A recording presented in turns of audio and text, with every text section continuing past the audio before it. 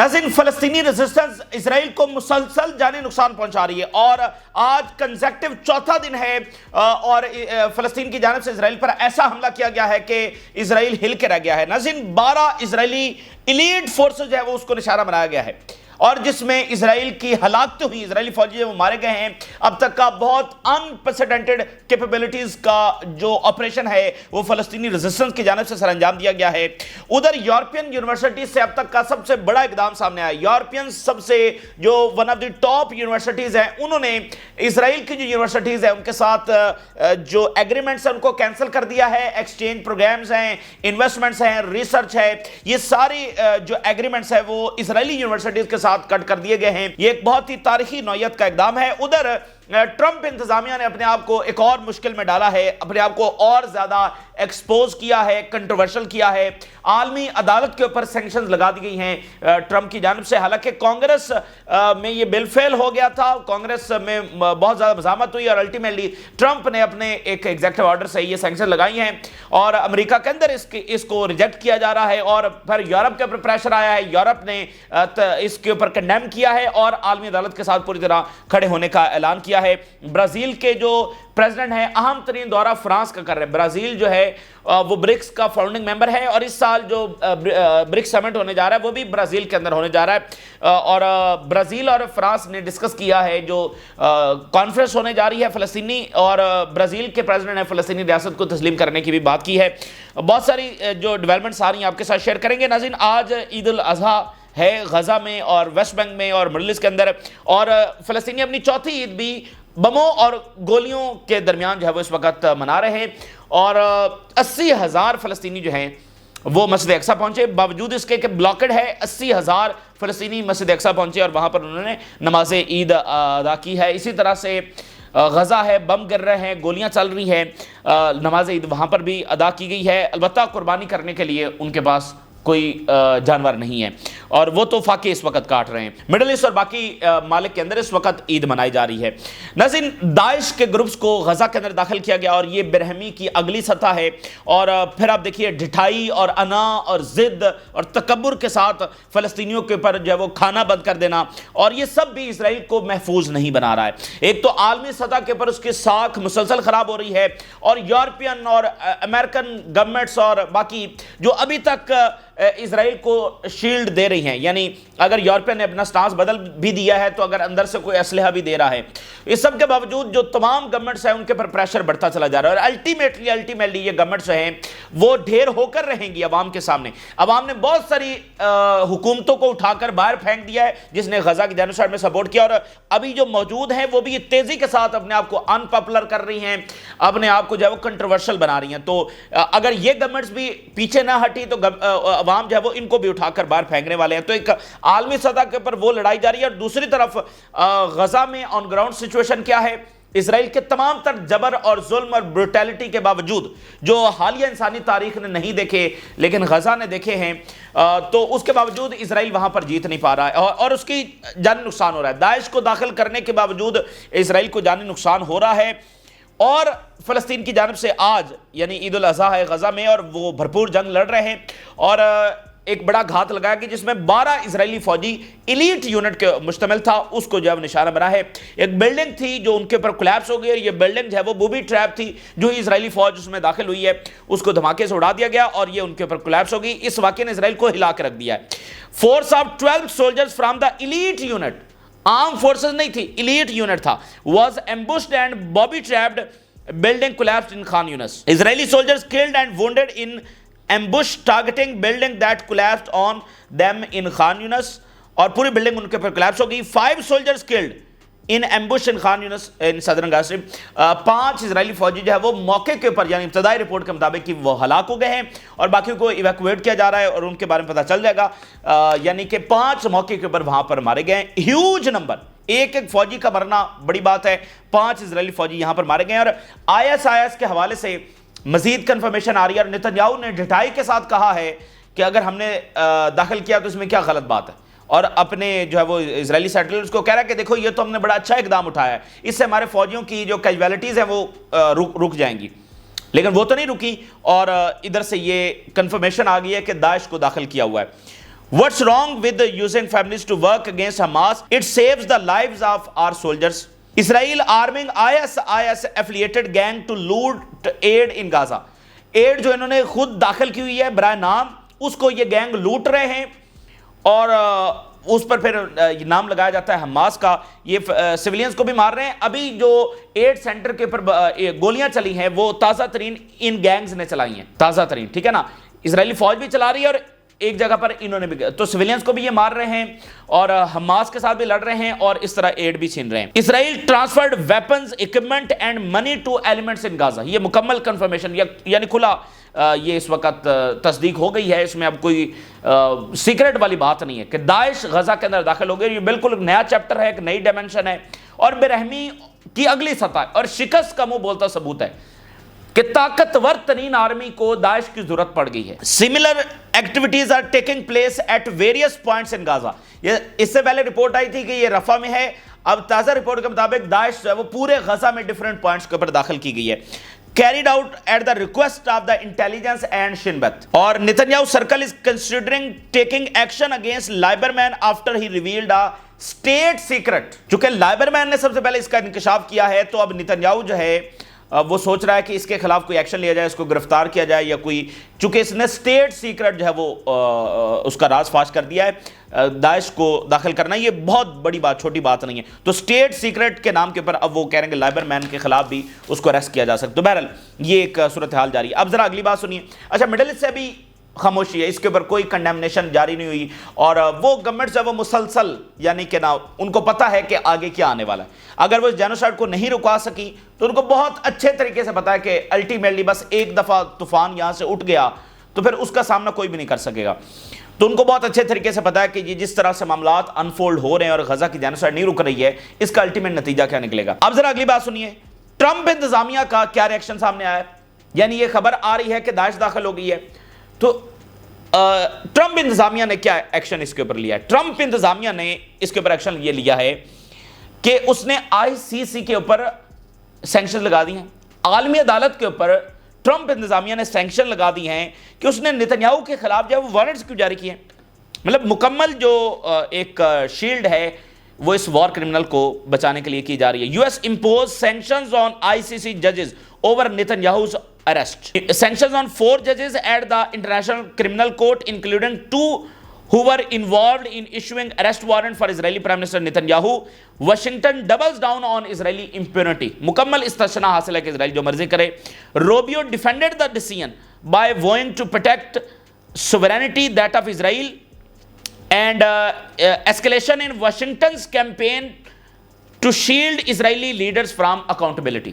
کہ واشنگٹن نے مزید اقدامات اٹھائے ہیں اسرائیلی لیڈرز کو پروٹیکٹ کرنے کے لیے تاکہ وہ جینوسائیڈ جاری رکھیں اور ان کے خلاف کوئی اکاؤنٹیبلٹی جو ہے وہ نہ ہو سکے.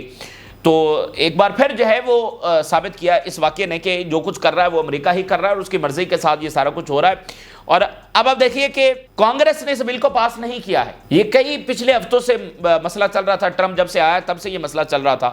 کانگریس نے اس کو پاس نہیں کیا ہے.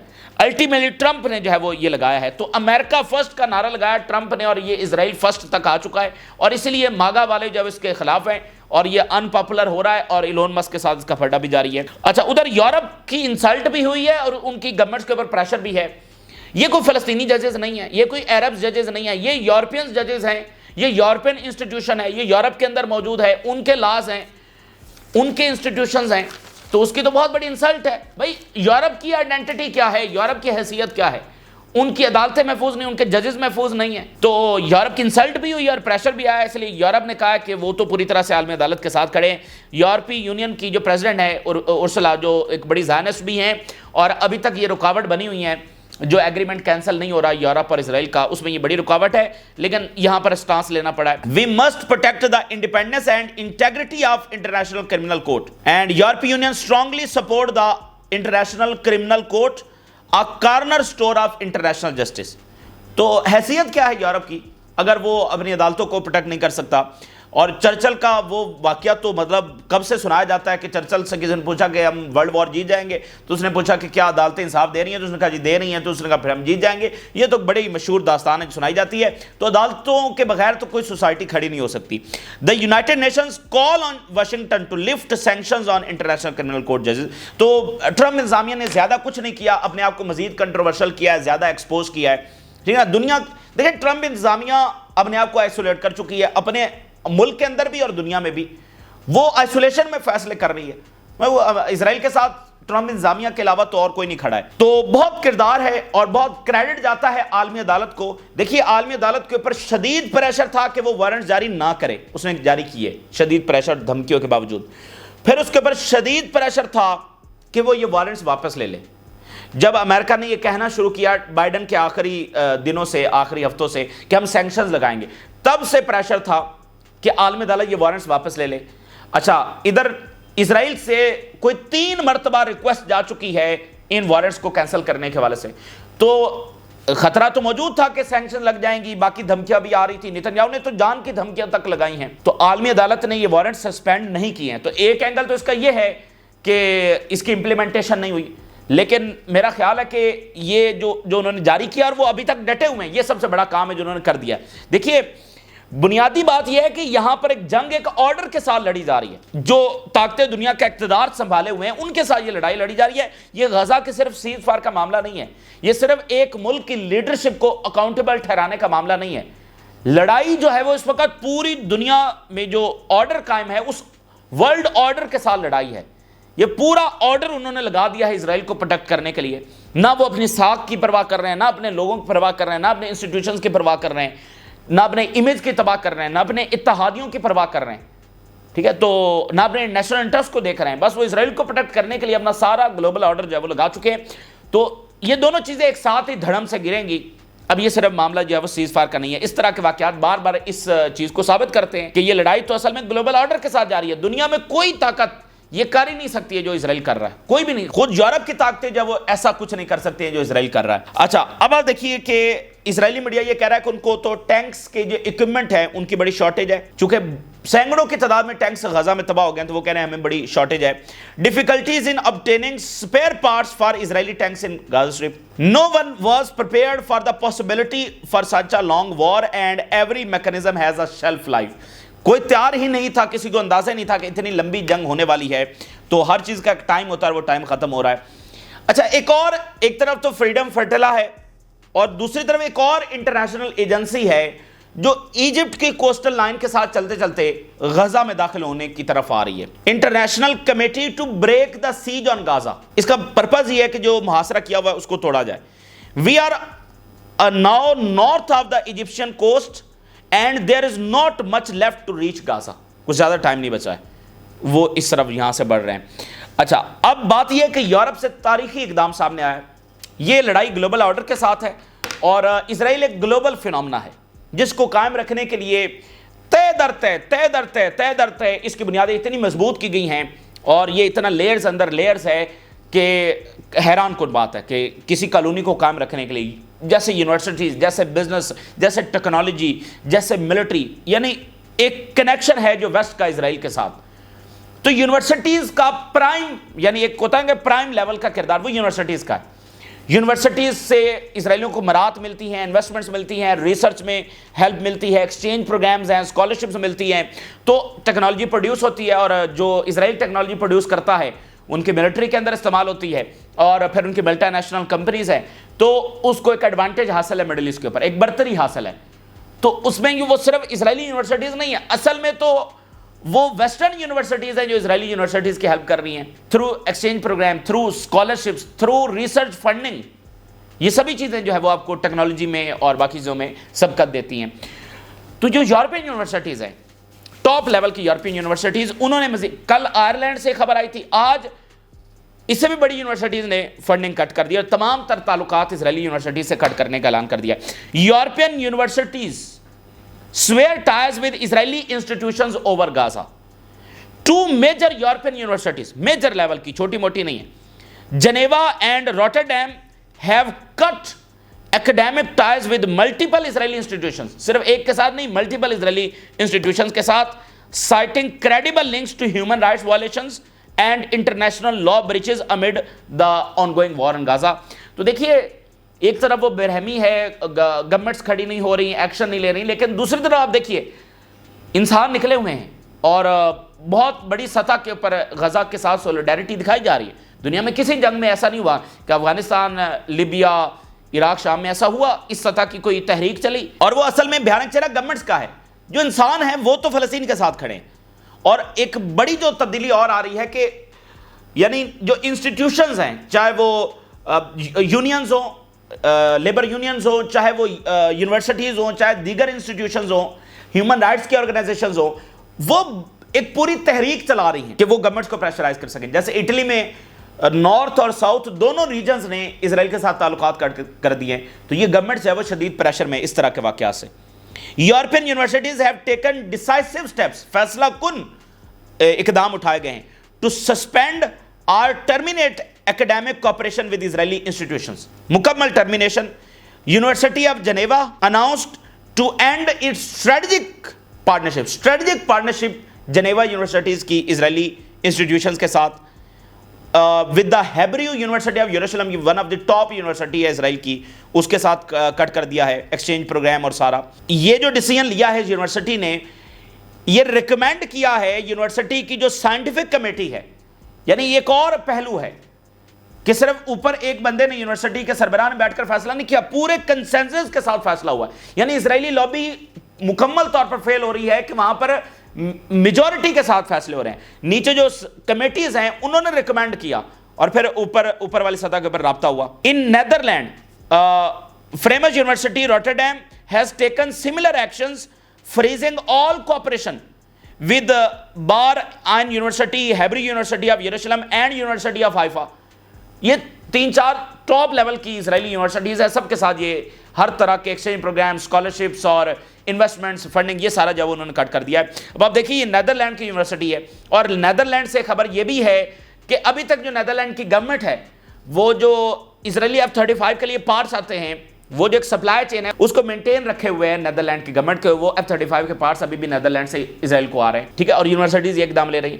تو ان گورنمنٹس کو جو سٹانس بھی بدل چکی ہیں, لیکن نیچے کچھ نہ کچھ ابھی بھی اسرائیل کی مدد کر رہی ہیں. تو ان کے حوالے سے رپورٹس بھی آ رہی ہیں کہ وہ مزید ایکسپوز ہو رہی ہیں, ان سے سوالات ہو رہے ہیں کہ آپ جب باتیں اور کرتے ہیں تو کام تو آپ کچھ اور کر رہے ہیں, اسرائیل کی تو مدد کر رہے ہیں. اور اسرائیل کو بھی یہی کمانڈ ہے کہ چونکہ یہ ہمیں اسلحہ تو دے رہے ہیں تو پھر ان کی باتیں اہمیت نہیں رکھتی. تو ان گورنمنٹس کے اوپر مزید پریشر ہے جب یہ یونیورسٹیز, جب لیبر یونینز, جب ہیومن رائٹس کی آرگنائزیشن, جب میڈیا, جب ڈپلومیٹس, جب جرنلسٹ, جب رائٹرز وہ کھڑے ہو رہے ہیں اور ان کو پریشرائز کر رہے ہیں. تو الٹیمیٹلی آنے والے مہینوں کے اندر دیکھیں مڈل ایسٹ کی جنگ تو جاری ہے, وہ نہیں رکنے والی ہے. مڈل ایسٹ کی جنگ جاری ہے اور اسرائیل جس کو کہتے ہیں کہ نچوڑ ڈرین ہوتا چلا جائے گا, ڈیمیج ہوتا چلا جائے گا اور کولیپس ہو جائے گا ایک نہ ایک دن.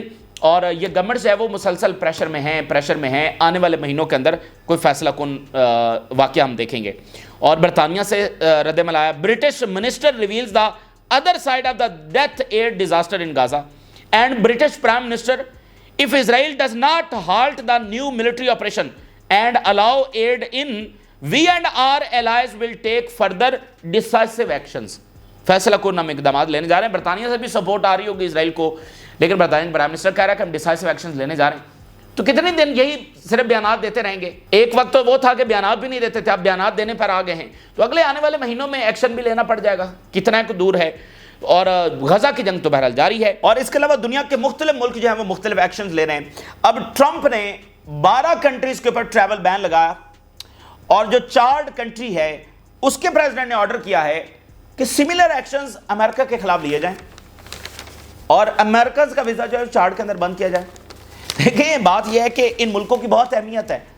کانگو کے اندر جو منرلز ہیں اس وقت امریکہ کو بہت ضرورت ہے. اور پچھلے دن قطر میں ایک میٹنگ بھی ہوئی تھی جس میں امریکہ تھا اور کانگو تھا اور 2-4 اور ملک تھے, اور اس میں بات کی گئی کہ امریکہ کی جو کمٹمنٹ ہے فار پیس اس کو ہم پورا کر رہے ہیں, اور کانگو کے اندر ہم پیس لے کر آنا چاہتے ہیں. تو یہ ملک ایسے ہی نہیں ہیں, ٹھیک ہے نا, ان کو نچوڑا گیا ہے, ویسٹ کی جانب سے ان کے وسائل لوٹے گئے ہیں, لیکن ابھی بھی وہاں پر بہت وسائل ہیں, ٹھیک ہے نا. تو یہاں پر رشیا اور چائنا کا انفلوئنس بڑھ رہا ہے. تو اچانک ان کو یاد آیا کہ کانگو میں تو بہت منرلز ہیں اور ان کو منرلز چاہیے, تو اس کے ساتھ بات چیت کر رہے ہیں لیکن وہاں پر بات بن نہیں پا رہی ہے. اور چاڈ کے پریزیڈنٹ نے کہا کہ جیسے انہوں نے ہمارے سٹیزنز کو بین کیا, ہم بھی ان کے سٹیزنز کو بین کریں گے. کوئی امریکن کسی کو ہم یہاں پر ویزا نہیں دینے جا رہے ہیں. تو افریقہ کے بغیر تو بھائی دنیا کا اقتدار آپ کو مل ہی نہیں سکتا ہے. اچھا, اب آپ مثال کے طور پہ دیکھیے چائنا سے کیا بات سامنے آ رہی ہے. Auto companies face shortages due to China's rare earth restrictions. Minerals جو ہیں وہ دنیا کے اقتدار کا فیصلہ کریں گے, اور منرلز چاہے ساؤتھ ایشیا میں ہیں, چاہے ساؤتھ ایسٹ ایشیا میں ہیں, اور چاہے وہ افریقہ کے اندر ہیں, اس کی سپلائی بہت حد تک چائنا کنٹرول کرنے میں کامیاب ہو رہا ہے. ایک تو دنیا کے سب سے زیادہ منرلز خود چائنا کے پاس ہیں, باقی جو ریجنز ہیں اس میں چائنا کا انفلوئنس بڑھ رہا ہے. اور افغانستان کے اندر بہت منرلز ہیں, اور افغانستان اور رشیا کے تعلقات ابھی بہتر ہوئے. طالبان کو اس لسٹ سے ہٹایا گیا ہے رشیا کی جانب سے, اور ابھی افغانستان کا دورہ بھی ہوا ہے چائنا, فارن منسٹر کا چائنا کا دورہ ہوا ہے, اور جو میڈیشن بنی ہے وہاں پر باڈی, اس میں افغانستان بھی شامل ہے. تو دیکھیں ریئر ارتھ منرلز کے بغیر تو کچھ بھی پاسبل نہیں ہے. تو وہاں پر چین جو ہے وہ اپنا انفلوئنس بڑھا رہا ہے, اور یہ کیا کر رہے ہیں, آئی سی سی کے اوپر سینکشن لگا رہے ہیں. بھائی نہ وہ فلسطینی باڈی ہے, نہ وہ فلسطینی ججز ہیں, نہ کوئی وہاں پر لابینگ ہے فلسطین کی, نہ وہ عربز ہیں, اور وہ یورپینز ہیں, اور ان کے اپنے بنائے انسٹیٹیوشنز ہیں, یونائٹڈ نیشن ان کا اپنا ہے, سب کچھ ان کا اپنا ہے. لیکن اس میں دیکھیے کہ یہ اپنے آپ کو مزید ایکسپوز کر رہے ہیں, اور اسرائیل کو یہ فاتح نہیں کروا پائیں گے, اپنے اس تمام تر اگریشن کے باوجود نہیں کروا پائیں گے. کوئی بھی دنیا میں یہ تاریخ ہے ہی نہیں کہ عورتوں اور بچوں کو مار کر کوئی دنیا میں فاتح ہوا ہے, یہ تاریخ ہے ہی نہیں. تو یہ تازہ ترین صورتحال ہے جو آپ کے ساتھ شیئر کیا. آپ نے رائے ضرور آگاہ کریں. اجازت دیجیے, اللہ حافظ.